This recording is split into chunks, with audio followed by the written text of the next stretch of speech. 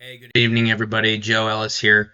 Just doing my weekly response. First one being the response to top tips for creating sports content for YouTube, and really just a company of individuals and two guys explaining how they help cultivate media content for different entities. I think one was like Juventus or something, soccer team. Uh, and two things I pulled away from their podcast was they use a phrase that I don't typically like to use, which is they talk about giving the audience what they want, right? And that's how you create viewership, things like that.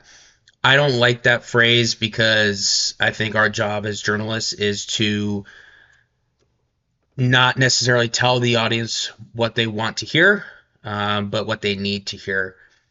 But after listening to what they had to say, I think that I kind of misinterpreted what they were saying initially. I think that what they're saying is know the audience and how they want your story to be packaged. So, what kind of media would they prefer to have that message delivered to them through?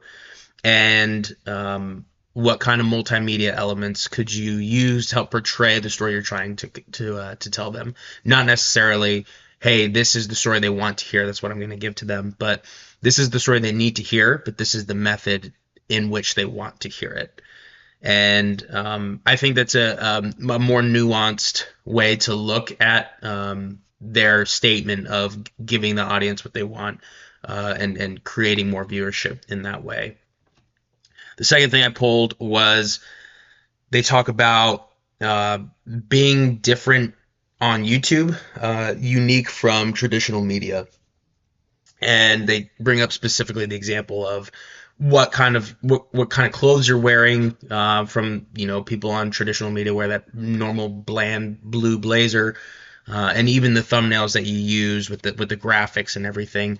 If you use that on YouTube, you're not going to receive as many views. Your audience isn't going to be as large because that's not what people are looking for on YouTube. They're not looking for a traditional method of communication. They're looking for something unique and individualistic. And I think that speaks to a larger idea of we talk about the post blogger journalistic world.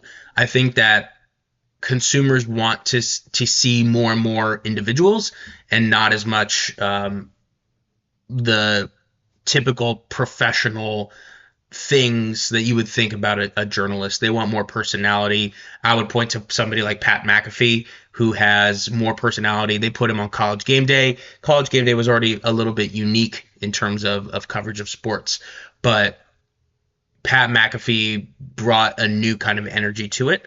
And I would also point to less traditional forms of sports content, like Pardon My Take, really any of Barstool's sports content. They have too much content now that isn't sports, and I think that's a separate conversation.